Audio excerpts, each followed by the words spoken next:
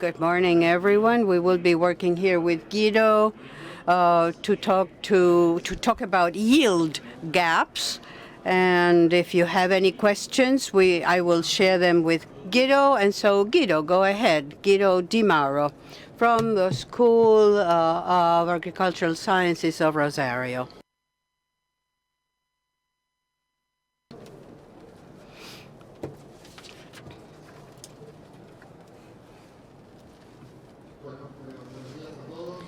Good morning, everyone. Thank you, Marcos, for your invitation, and thank you to the organizers for inviting me. What we are going to try to do here is talk about technology gaps and agronomy, with agronomy, those gaps that we see between technology and agronomy. And, well, it's an ambitious goal, but when we started walking along this road, we were thinking of whether actually is there a technology and agronomy gap or not. So I invite you to start thinking together, all of us together. For example, what do we understand by digital agriculture and technology? Are they the same thing? Because we need to talk about this in order to face up to yields. Another thing is, what is a gap? There's two kinds of gaps. Basically, we're going to be talking about yield gap and technology gap. We are going to see what the state of affairs is nowadays in Argentina. And then we will talk about cases, thinking to ecophysiological based solutions to provide agronomic solutions to our problems, and then digital solutions for digital problems. So digital solutions for both agronomic and digital problems. Then what barriers there are to adopting these digital technologies and in Argentina, and the role of the agronomist in this digital era to bring on new technology. All right. What do we call technology, then? What is technology? All of us in this panel probably are thinking that we will listen to terms like robot, sensor, automation, but I think what's important here to discuss is a simple notion that technology is the set of theories and techniques that allow us to tap on practical scientific knowledge to solve a problem. But there's some critical topics involved that need be tackled by any technique or object that we may call technology. So let us all think about this together. What is the commonality between a fertilizer and a drone? I mean, it looks like two different universes, but they're both technologies. They both are. And then with this first slide as a trigger, depending on the problem, things may be considered technologies or not. But if I use a fertilizer, I need to use it technologically, although maybe it does not sound technological as using, not at least as using a drone. And then what about what we do as in practice? Then what do we call digital agriculture? What is digital agriculture? Some authors have compiled different works trying to define digital agriculture. Are they the same thing, digital agriculture and technology? No, they are not. And this sort of illustrates the most usual words when we think digital agriculture. Of course, the main word is technologies. So we need to think that technologies is much broader as a word than digital agriculture. And then the last notion, because the title of this presentation was the gap between agronomy and technology. So what is a yield gap? And this is something that eco-physiologists use a lot, and I will talk about it. On the vertical axis, that's the level of yield, and on the horizontal one, the limitations for a crop to grow. On this side of the graph, it's few limitations. It grows a lot. And on the left, the ones that grow with more limitation, the crops that grow with difficulty. So, and then this is the potential growth defined by radiation, temperature, and genotypes being planted. A lower yield level is the dryland potential growth, limited only by temperature and water availability. And we know that this is the yield that we need to aim to produce in dryland. And then the limitation coming from nutrients. This has to do with water availability. Nutrients may be suboptimal. And then the yield of the farmer himself, which is the lowest, even lower than nutrients, in the case that we have not controlled pests, for example, or diseases. So this would be the gap, this here. And this is the difference between the farmer yield and the dryland yield. And then what is this good for? Why do we need to know this? What the value is?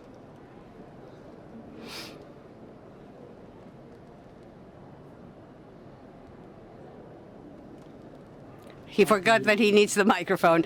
And something that you see here is that the gap will allow us to know whether we are getting the most from our plot. And then also, if we are below that potential, are there any factors to be corrected by agronomical management? And this is important because this is where technology comes in, the adoption of technology. So, to clarify, what do we know about yield gaps in Argentina? This is a map of Argentina with a lot of agroclimatic areas, basically homogeneous areas regarding the environment, soil, etc. And there's different pie charts here. The size of them is the potential dryland yield in each sector. In orange or red is the representation of the farmer yield, and where in yellow, that's the gap, and where we can improve our yield. What we know is that there's some margin to increase yield in the main crops in Argentina, basically 38%, 32% for soybean, and 41% for corn and wheat. So there's some margin to increase yields. Now, how are we faring? And I invite you to think of, is there any technology gap? And here I'd like for you to discuss what we are doing here in Argentina. Here is the high technology in green, and we're fertilizing a lot or not, new phenotypes being used, rotation, phytosanitaries, etc. And here, bottom left is, are we increasing the seeded area, planted area? The different colors, green is high technology, yellow is medium technology, red is low technology. 65% of the soybean area is intermediate, so there's margin to add on technology. As to corn, things have improved a little bit. Green has grown a little bit. It's not 50-50, but we're right there. And then other crops like sorghum and sunflower, for example, same thing. If we weigh this, considering the Argentine complete area, is that we have an intermediate level, basically. This is our gap, and it's approximately 65% low. So what's the opportunity here? Well, basically, we have a margin to increase our productivity in 38% and an opportunity of 65% to include technology, to add on technology. So now the thing is how to improve. And that's a matter of discussion. Now, what is each technology good for? Usar herramientas. We can use ecophysiological tools for an agricultural problem. In these yield gaps, you can see this is a nutrient balance map for the main crops, nitrogen, phosphorus, and sulfur. The darker is the negative balance, meaning we are extracting more than we are contributing. And what you can see in general is that if there is a negative nutrient balance, it indicates that the sustainable portion we are taking out nutrient, which we are not replenishing, and if the crop needs nutrients and we are not contributing with them, the soil will provide them if it has it. If not, there will be lesser yield, and so that will be the explanation of the yield gap. For phosphorus, one of the most important nutrients, in the upper graph, we can see MPS for each species. Each color is a species. We're pretty negative. What can we do? This is a fertilization issue. We're going to talk about agtechs then. This tries to quantify the technology that is shown to justify the yield. These are different fertilization levels in the different colors, and I want to focus on two. The regional fertilization that is typical by the farmer, and green, which is intensive fertilization where there is replenishment of nutrients and a much higher level of fertilization. When we look at this graph, on the y-axis we have the yield, on the x-axis without fertilization. There's a solid black line, which is one as we call it. So the check specimen without fertilization has the same yield as with fertilization. But without fertilization would be pretty poor. But let's look at the yellow one, what farmers are doing vis-a-vis the green one, which is improved fertilization with high fertilization. And this yield or this response was important for all the cultures, a lot in wheat, 75% response, and a bit less in soybeans, some 30%. What is important is that there is an economic margin that is higher when you apply fertilization. Another case, which we're not as yet talking about any drones or new technologies, is doing this type of preparation. 5,000 hectares in Tandale, where they were adjusted according to some limiting factors, as we saw in the yield level graph. They took the height in each part of the field, and it was classified in 4 areas. We'll not tell you the details of what is going to be done in each one of them, but what they thought is, what can we do better, or what is the limiting factor in each one of them? The classification was depth as to water and nutrients, the presence of table water or not, which has a great impact on potential yield. Nothing very special was done. They adjusted the rotations to each region. In area 4, where we had deeper areas and there was table water, they used corn rather than more sensitive crops. Same thing in area 1. They changed the crops, and some practices such as preparation and treatment dates. They had an average gap of 36%, and they went to this new environment management of 15%. And you can see at the bottom, it's not that one crop was much better than the other one, but you can see on the x-axis we have all the crops, on the y-axis the yield, the green when we applied this environment preparation, and the gray the regular use. There is a substantial improvement in all the crops.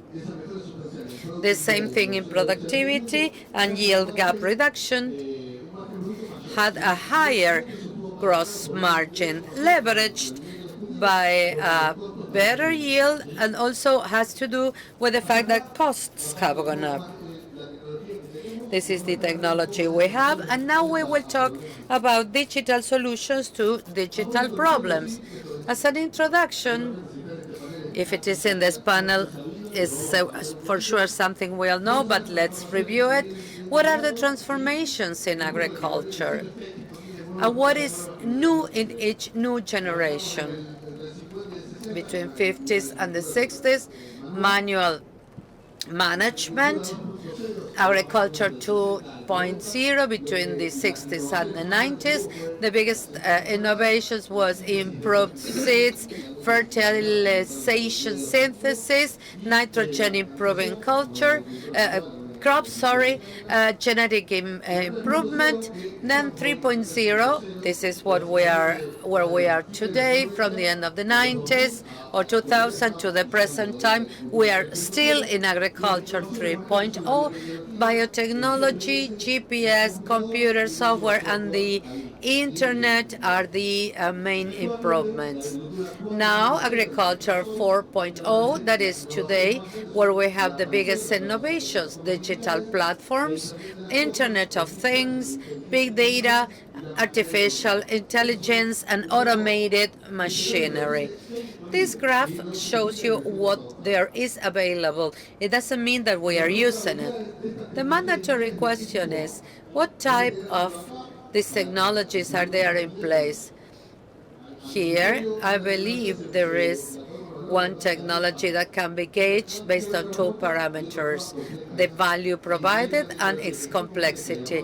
If it is very complex and there's little contribution, I don't want to use it. Here we have the relative value, the contribution of the technology to agriculture, and on the x-axis its complexity. Complex to use, the information required, and that sort of thing. And it can be split into 4 groups.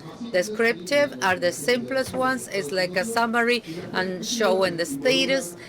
And prescriptive, that analyze the status and take action or make automatic decisions. In a paper put together for South America, I'm not going to talk about all the countries, what was seen is what is available.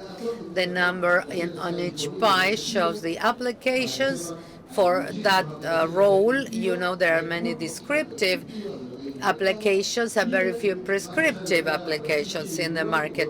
Apart from what Brazil, Chile, and Uruguay do, apologies, I have not as yet found out what where the pointer is. Sorry about that. Please look at the blue, which is Argentina, and we can see there that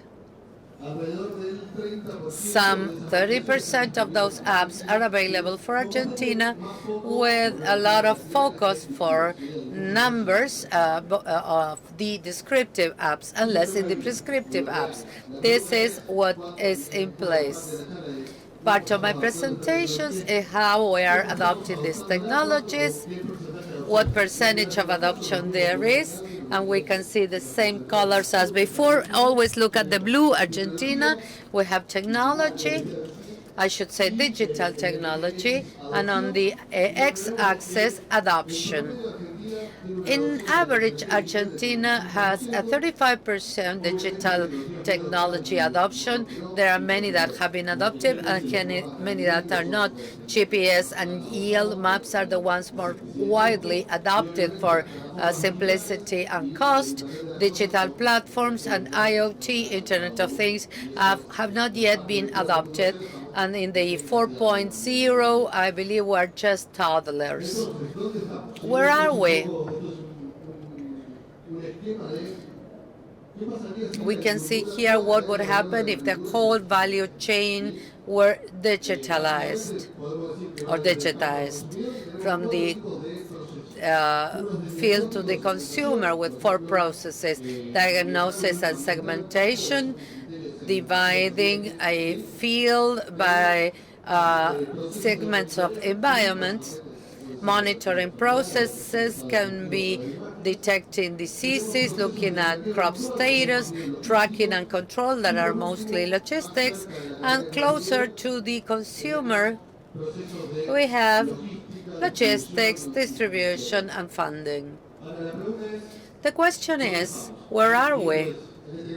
In this graph, what we can see is the digitization level vis-a-vis time. If it is zero digitization, it would be analogic agriculture, and if 100% of those processes we're looking at would imply completely digitized agri systems. Let's think of this all together. We're leaving this slow initial phase in average.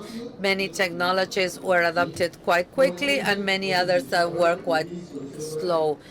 In gray, there are some digital technologies that have been adopted quickly, such as meteorological data.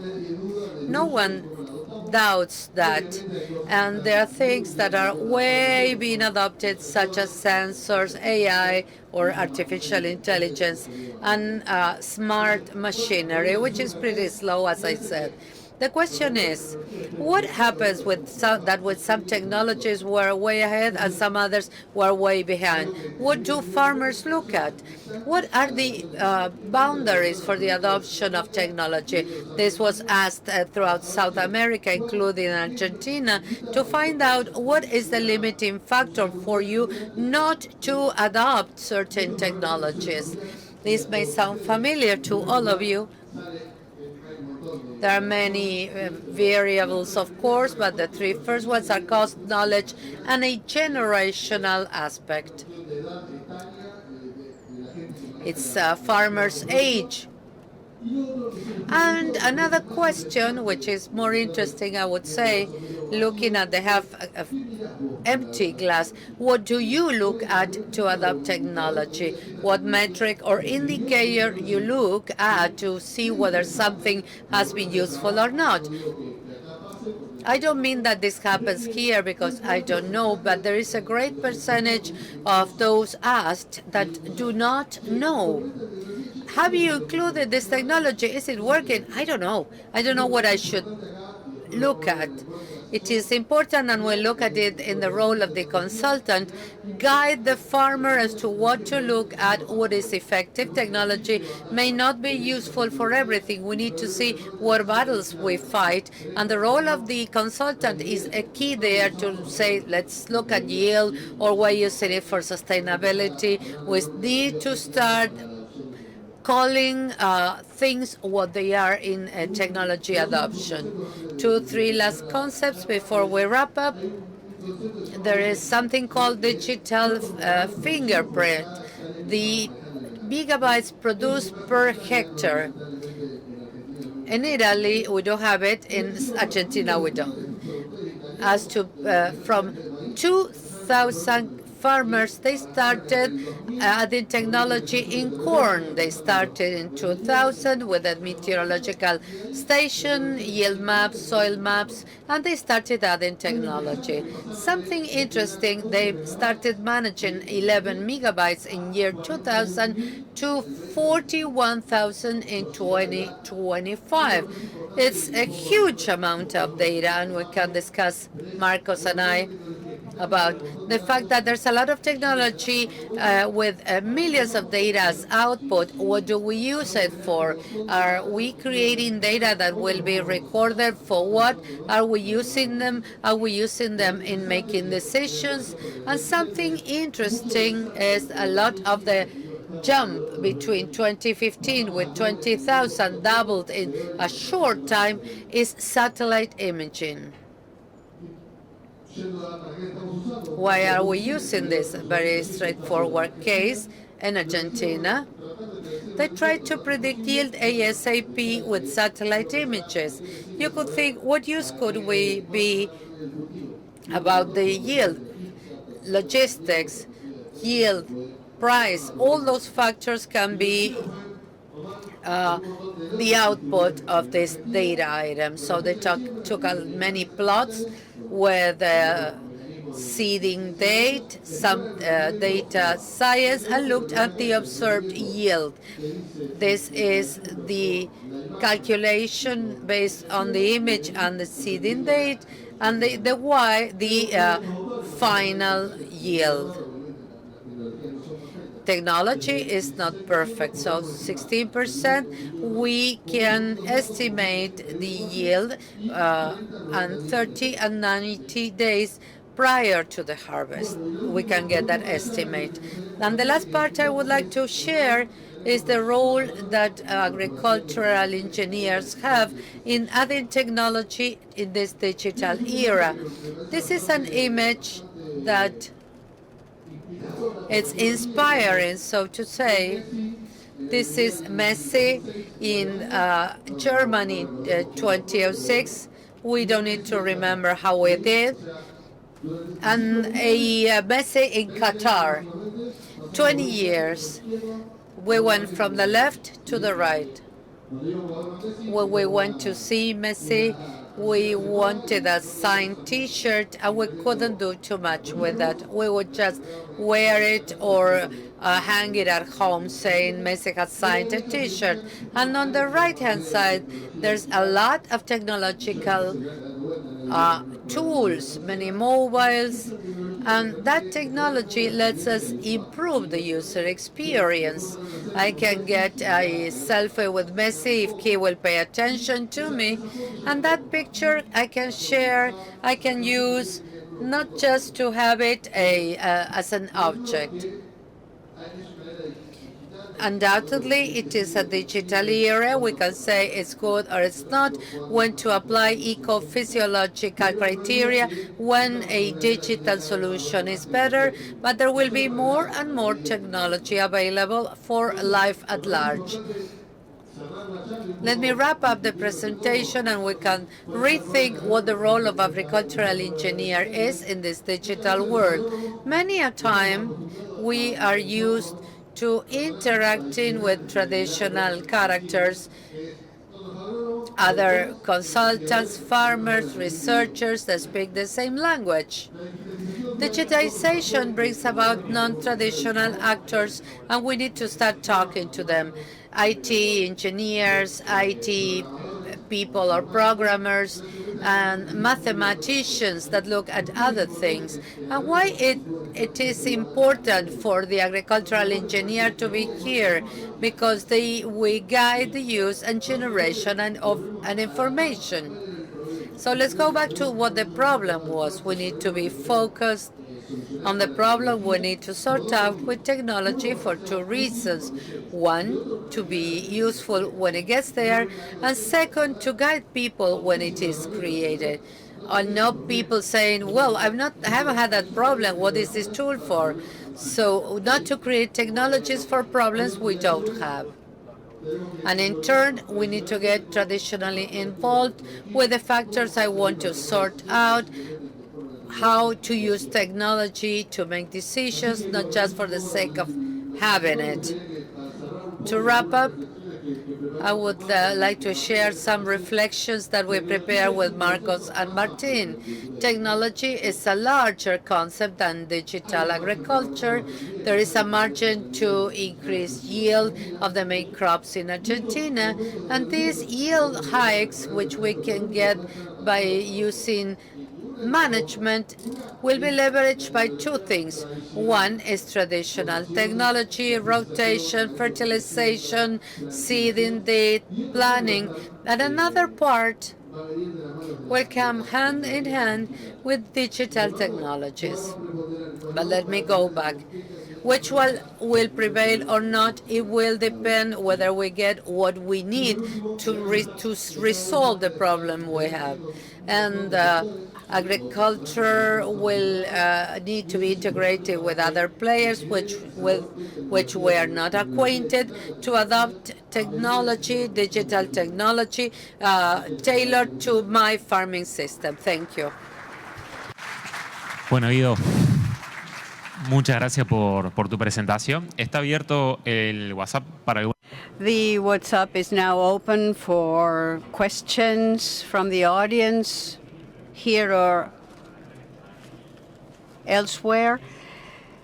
I'd like to ask, I mean, the yield gap is for real. The farmer on the side of production sees that the yields are not the ones expected for each season, and we're ending up at a place where our profitability is damaged. So where to get started to change that gap?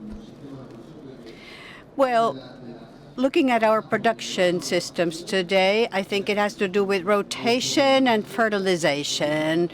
That's why I was talking about fertilization at the beginning of the talk. I think that's the main way to go.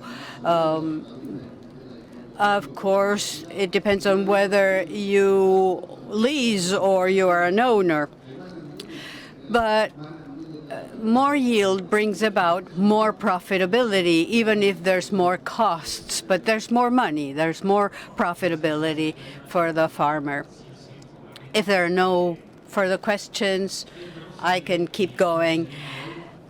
Something that is happening today with platforms is, I mean, our world is full of platforms, has been since 2018 or 19, and sometimes we find it difficult to adopt new technology. We don't use data to make decisions, even if data is available. So how to process data that are out there already without new investments? Excellent question. Something that I did not talk about when I talked of 3.0.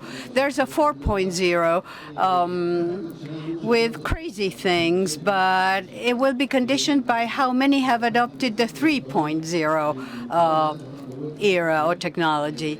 There's a lot of data out there, and I think there's been a change, at least I see it, in the use of information.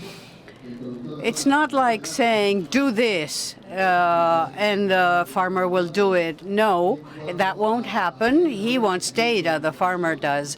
And as to the use of information, I think that within the technology gap, there's variability. We can add on use of information there in the same way as we talk about use of fertilizers. There's a lot of data out there. Now, the discussion has to do with what level of resolution you believe that's going to give you. Having data does not necessarily mean having good data. It also depends on whether I think that with the information from the last season, I can solve everything or not. And there's predictive models. Do I believe in them or not? So it's not just quantity, but also quality. A question from the audience: how to measure a technology and to know whether it's positive or negative in its effect, how much it's contributing. So new technology in connection with the fact that not all the platforms today give you accuracy or a number, a figure, as to how it's working. How would you measure this? Let's dwell a little bit on this question. It depends on what you're going to use that technology for. Why did you adopt it? If you adopt a digital platform, maybe that will solve the problem of receiving 800 emails a day. or WhatsApps a day. This is more like diagnostic, more organizational, getting organized or sorting things out. Sometimes you may have an algorithm predicting technologies, and that could be a recommendation. But a simple way to understand this, to know whether I'm going to be better off or not, is this is what I did in the past, and this is what the platform recommends. Is there a gap there? So if the algorithm works or it doesn't work depends on your reality, and there has to be a feedback there between one and the other. Right. And also not to be tyrannical in the sense that just one test is not enough to decide is this good or not. You need to experiment on and off with your own fields. And to wind up, a spectacular question as to data quality. How's Argentina doing there with our data? And then, if with the artificial intelligence boom, will we be able to process more information and increase the application of technology in the short term? So let's talk about quality first. At least in my own research, I use lots of data. We have a lot of information for plots, for individual plots. And then inside the plot, the information is not that much. So as I see it, there's a lot of institutions that are fostering the use of your own information, that is, and then loading it up in a database and then analyzing that information. That gap which existed is now closing, I think. That, as to technology, as to research, I think we are getting more information because of data repositories, for example, and that's good. No selfishness. I mean, we're opening up in that respect.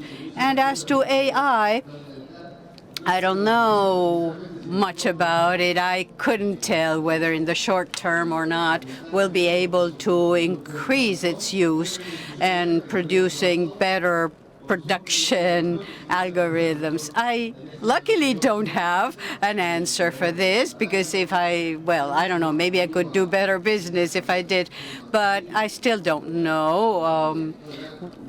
All of the agro is learning from this new process.